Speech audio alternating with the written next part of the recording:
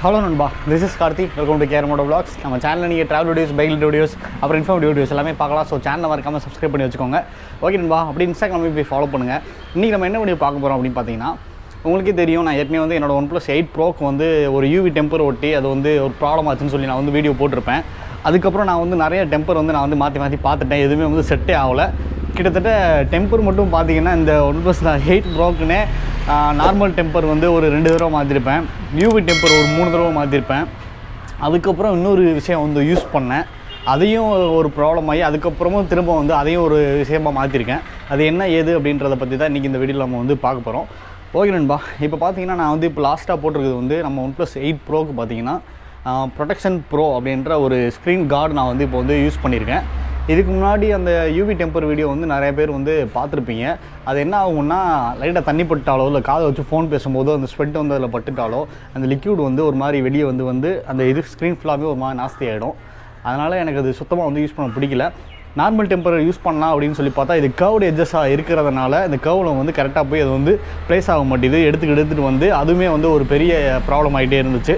சரி, லாஸ்ட்டாக வந்து என்ன பண்ணேன் அப்படின்னா, சரி ஓகே நம்ம வந்து நான் சென்னையில் பூர்விகா ஷோரூமுக்கு வந்து வேறு ஒரு ஒர்க்காகவும் போயிருந்தேன். நானும் வெங்கட்டும் வந்து இப்போ வெங்கட்டும் போயிருந்தோம். அப்போ அந்த இடத்துல அந்த ப்ரொடெக்ஷன் ப்ரோ அப்படின்றத வந்து பார்த்தேன். இதை பற்றி நான் ஏற்கனவே நிறைய கேள்விப்பட்டிருக்கேன். ஆனால் இதுவரையும் நான் எந்த மொபைலுக்குமே நான் வந்து யூஸ் பண்ணி பார்த்ததில்ல. எப்படி இருக்கும் என்ன ஏதுன்னு சொல்லி எனக்கு தெரில. ஆனால் இதுக்கு முன்னாடி நான் பார்த்த வீடியோஸில் வந்து பெங்களூரில் ஒரு இடத்துல பண்ணுறாங்க. அவங்க வந்து என்ன பண்ணாங்கன்னா, அது 1600 800 சம்திங் என்னமோ அதுக்கு வாரண்டியோடு வந்துச்சு. இதுக்கு வந்து வாரண்ட்டி இல்லை அப்படின்னு சொன்னாங்க. என்னடா இது வாரண்ட்டி இல்லைன்றாங்க. ப்ரைஸ் பார்த்தீங்கன்னா இதில் வந்து மொத்தம் 2 வேரியன்ட் இருக்குது இந்த ப்ரொடெக்ஷன் ப்ரோவில். Ultra mini. அல்ட்ரான்றது வந்து 1000 ரூபீஸு, மினின்றது 500 ரூபீஸு. நான் இப்போ போட்டிருக்கிறது வந்து அல்ட்ரா தான் நான் வந்து போட்டிருக்கேன். இது நான் வந்து ஃபஸ்ட் டைம் வந்து இது நான் வந்து அல்ட்ரா தான் நான் வந்து போட்டேன்.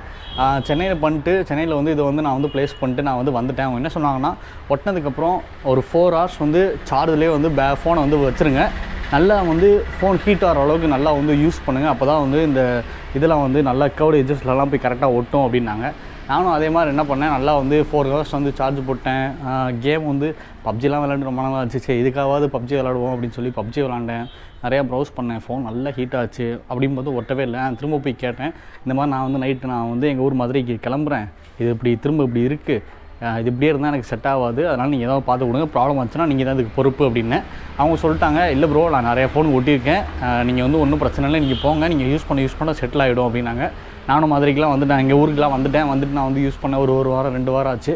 என்ன ஆச்சுன்னா, அது எடுத்துக்கிட்டு வந்தது அப்படியே ஃபுல்லாக வந்து எடுத்துகிட்டு வந்துச்சு.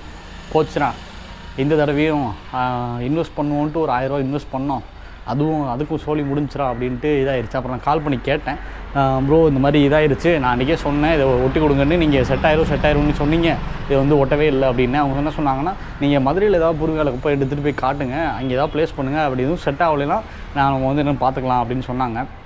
அதுக்கப்புறம் மதுரை ஷோரூம் போயிட்டு அங்கே போய் இது வந்து ஃபுல்லாக வந்து எடுத்துகிட்டு வந்துருச்சு, பபுள்ஸ் வந்துருச்சு, இதுவுமே ஒட்டவே முடியாது அப்படின்னாங்க.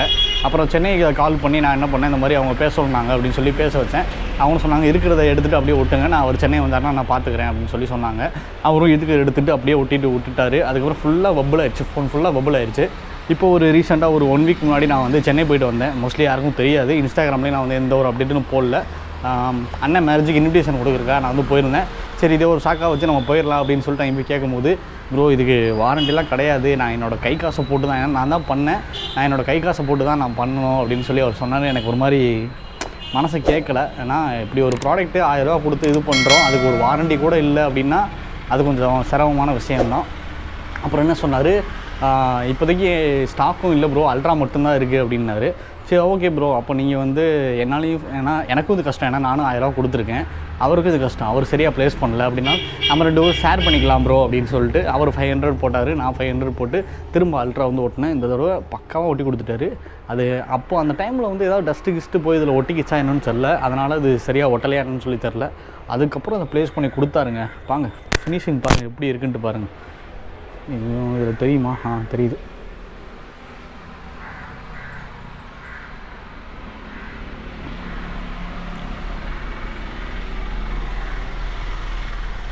அவர் வந்து இது செகண்ட் டைம் வந்து ஒட்டி கொடுத்ததுக்கப்புறம் அது செம்மையாக பக்காவாக வந்து ஃபிட் ஆகிடுச்சு.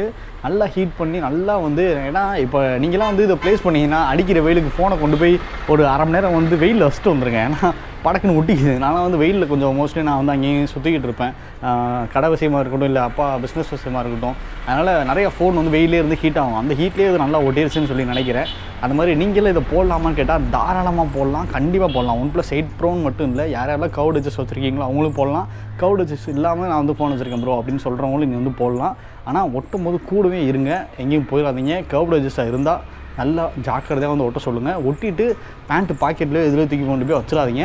ஃபோன் இதிலே உரசுற மாதிரி வச்சிடாதீங்க. ஏன்னா அந்த கவுட் எட்ஜஸ் எடுத்துச்சுன்னா அது எடுத்தது தான். அதுக்கப்புறம் நீங்கள் என்ன பண்ணாலும் திரும்ப வந்து அதை வந்து ப்ளேஸ் பண்ணுறது வந்து வேஸ்ட்டு. அதனால் ஒட்டிட்டு ரொம்ப கேர்ஃபுல்லாக அதை வந்து பார்த்துக்கோங்க. சூப்பராக இருக்குங்க. அல்ட்ரா வந்து 1000 ரூபீஸு. இதில் மினின்னு ஒன்று இருக்குது. இது ரெண்டுக்கும் என்ன டிஃப்ரென்ஸ் பார்த்தீங்கன்னா திக்னஸ். இது கொஞ்சம் நல்ல திக்னஸ் இருக்கும், அது வந்து திக்னஸ் லேயர் கொஞ்சம் வந்து கம்மியாக இருக்கும். இது இவ்வளோ தான் வந்து அதுக்கும் இதுக்கும் உண்டான ஒரு டிஃப்ரென்ஸு. வேறு டிஃப்ரென்ஸ் வந்து எதுவுமே கிடையாது. ஓகே நண்பா. ப்ரொடக்ஷன் ப்ரோ இது நிறைய இடத்துல ஓட்டுறாங்க. நான் வந்து பூர்வீகாவில் தான் ஓட்டினேன். அது எல்லா பூர்வீகாலையும் இது வந்து பண்ணி கொடுக்குறாங்க. மதுரையாக இருக்கட்டும், சென்னையாக இருக்கட்டும், அப்புறம் திருச்சி, கோயம்புத்தூர், இந்த மாதிரி எல்லா பூர்வீகாலையும் வந்து இதை வந்து பண்ணுவாங்க. தாராளமாக நீங்கள் வந்து ஒட்டிக்கோங்க. பெங்களூரில் யாராவது இருந்தீங்கன்னா அங்கே அந்த இடத்துல அது கொஞ்சம் ப்ரௌஸ் பண்ணுங்கள். எனக்கு சரியாக அட்ரஸ் தெரியல. அங்கே 1600க்கு என்னமோ வந்து 1 இயர் வாரண்டியோடு அவங்க வந்து கொடுத்துக்கிட்டு இருக்காங்க. அதை வந்து நீங்கள் வந்து மற்றவங்க கூட சும்மா யூடியூப்பில் இல்லை கூகுளில் கூட நீங்கள் வந்து சர்ச் பண்ணி அந்த ஆஃபர்ஸ் கிடச்சா கூட அதையும் நீங்கள் வந்து யூஸ் பண்ணிக்கோங்க. ஏன்னா இதை விட அது உங்களுக்கு பெட்டர் ஆப்ஷன். ஏன்னா ஒரு 500-600 கூட போது எக்ஸ்ட்ரா நமக்கு 1 வருஷம் வாரண்ட்டி கிடைக்குது அப்படின்ற போது அது நமக்கு வந்து பெஸ்ட் ஆப்ஷன் தான். ஓகேப்பா, see you in the next video. நாளைக்கு ஜாவா பற்றி ஒரு முக்கியமான வீடியோ நான் வந்து போஸ்ட் பண்ண ட்ரை பண்ணுறேன். முடிஞ்ச அளவுக்கு நாளைக்கே போஸ்ட் பண்ண ட்ரை பண்ணுறேன். அப்படி இல்லைன்னா நான் வந்து ஒரு 2 டேஸில் நான் வந்து போட ட்ரை பண்ணிடுறேன். இன்றைக்கி டேட் பார்த்திங்கன்னா May 4th இன்றைக்கி. நாளைக்கு நான் ட்ரை பண்ணுறேன் நண்பா. ஓகே நண்பா, love you all, take care. மறக்காமல் சேனலை சப்ஸ்கிரைப் பண்ணி எனக்கு சப்போர்ட் பண்ணுங்கள். see you in the next video நண்பா. பாய், டேக் கேர்.